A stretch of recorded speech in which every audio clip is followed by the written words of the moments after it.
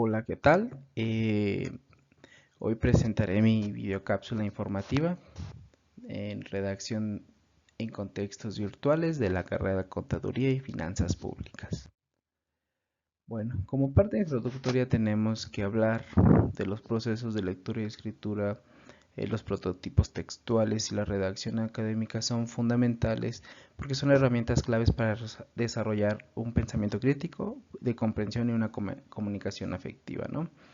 La lectura y escritura son procesos complementarios que nos van a permitir acceder a interpretar y producir conocimiento. Prototipos textuales conocen ayuda a identificar y construir textos adecuados según sus propósitos y contextos. Y la redacción académica es esencial para el ámbito educativo y científico, ya que nos va a permitir comunicar ideas de forma clara, coherente y con rigor, siguiendo normas específicas. Y por último, todo esto en conjunto son elementos que fortalecen las habilidades de comunicación para un desempeño académico y profesional. ¿Cómo atribuyen estos procesos a mejorar mi aprendizaje académico? Pues leer con profundidad despierta la mente, definitivamente siempre, ¿no? Permite comprender ideas complejas, descubrir nuevas formas de pensar. Escribir con intención organiza el pensamiento, refuerza lo aprendido y me ayuda a expresarme con seguridad. Conocer los prototipos textuales me da el control para comunicarme de forma efectiva según la situación, y dominar la redacción académica me abre puertas para el conocimiento riguroso, al diálogo intelectual y al éxito en cualquier disciplina. No solo se trata de escribir o leer bien, sino pensar mejor, aprender con pasión y dejar huella con las ideas.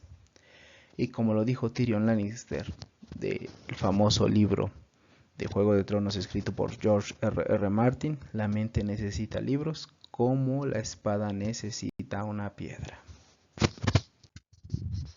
Bueno, vamos a empezar con el proceso de lectura, que nos dice que siempre es una actividad mental para comprender e interpretar textos. Tiene una de sus etapas, que es el proceso lector. Tenemos a los perceptivos, que literalmente es percepción visual de letras y palabras; léxicos, codificar las palabras escritas; sintácticos, establecer relaciones sintácticas con el texto; y semánticos, comprensión de lectura propiamente dicha. Actos para una buena lectura: selección, qué leer, cuándo leer, dónde leer; lectura elegida, entregarse a la lectura por periodos largos. Mínimo se recomiendan 30 minutos al día. Reconstrucción, rehacer, reformar y reestructurar.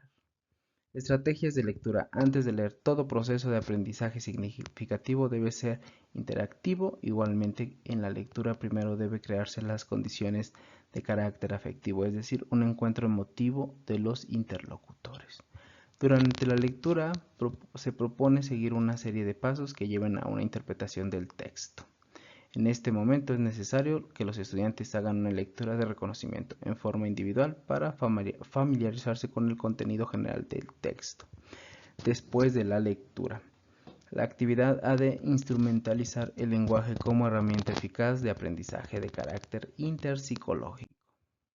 Niveles de comprensión lectora. El nivel de comprensión literal pretende respuestas sencillas que están evidentes en el texto escrito, ¿no? Nivel inferencial. Se aviva el conocimiento previo del lector y se formulan hipótesis referente al contenido del texto, iniciando por los indicios. Esto se va revisando, reformulando durante la lectura. Nivel crítico. Este nivel, pues, de comprensión, el lector posteriormente de la lectura confronta el concepto de textos y sus saberes y destrezas. Tenemos el proceso de escritura. Para empezar, ¿qué es? Es un conjunto de etapas que seguimos para crear un texto con claridad, coherencia y propósito. No se trata solo de escribir, sino de planear, desarrollar y perfeccionar lo que queremos comunicar. En este caso, estos modelos son del Roman y Well, que se entiende como un proceso interno, momento previo en el cual el autor identifica los propósitos, el tema y la macroestructura del texto y está conformado por tres. El primero es el preescribir, que nos dice que se entiende como un proceso interno, momento previo en el cual el autor identifica los propósitos en el tema y la macroestructura del texto. El escribir está dedicada a la escritura propiamente dicha. Esta es la etapa en la que el escritor formula enunciados y los plasma sobre una hoja en blanco.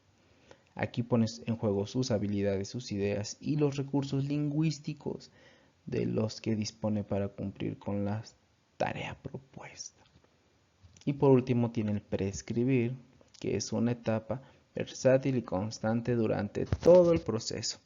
Se alterna con la segunda etapa, lo cual deja claro que el escritor no debe esperar a terminar el texto para hacer la reescritura.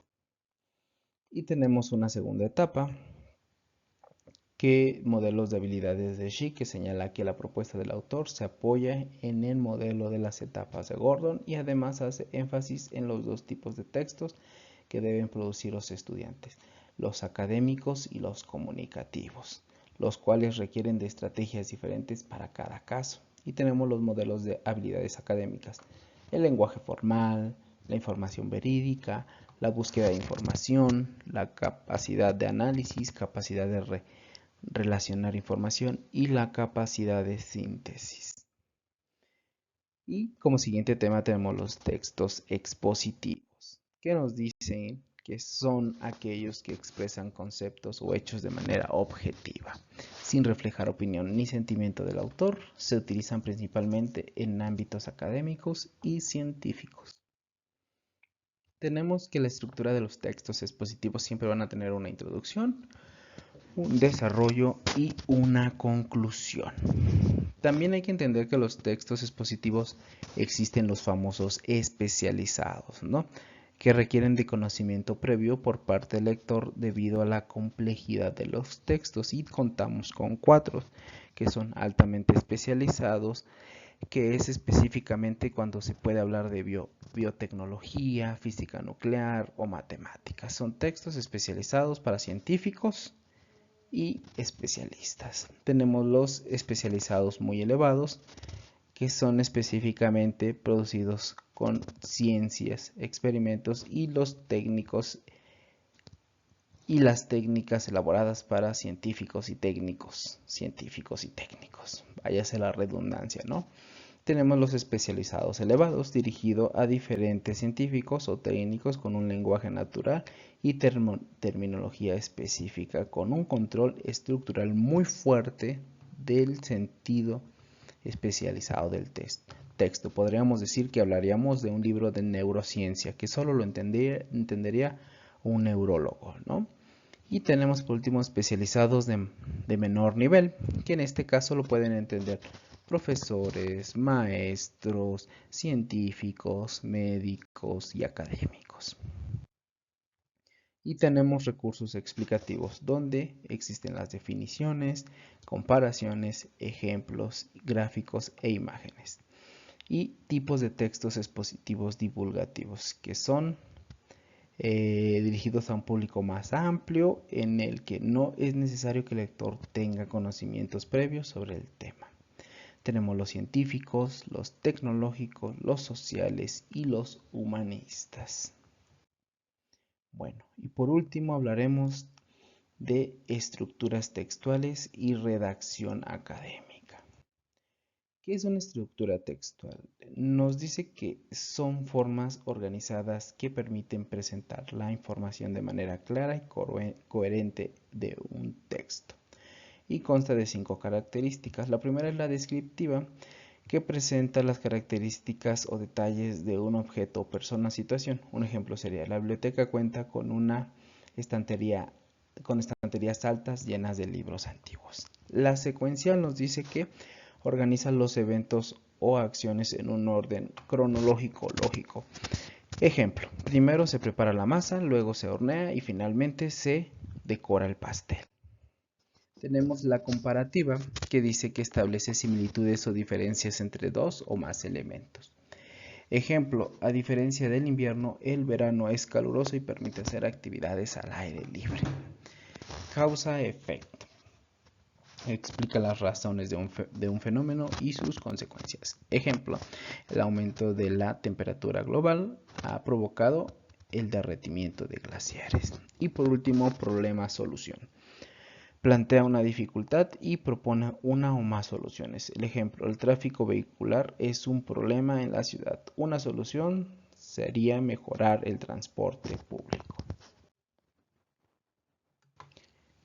¿Qué es la redacción académica? Es un tipo de escritura formal utilizada en contextos educativos y científicos para comunicar ideas, investigaciones o reflexiones. Y estas son sus características.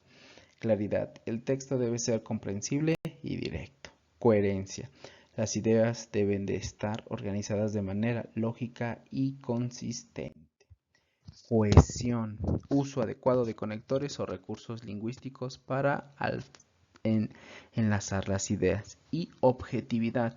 Lenguaje formal y basado siempre, pero siempre en evidencia. Y por último, relación entre la redacción académica y la autogestión del aprendizaje.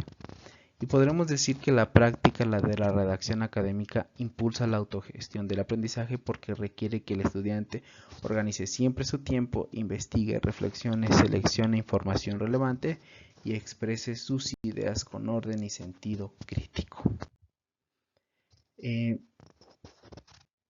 Y tenemos nuestras referencias bibliográficas. Muchas gracias por su atención.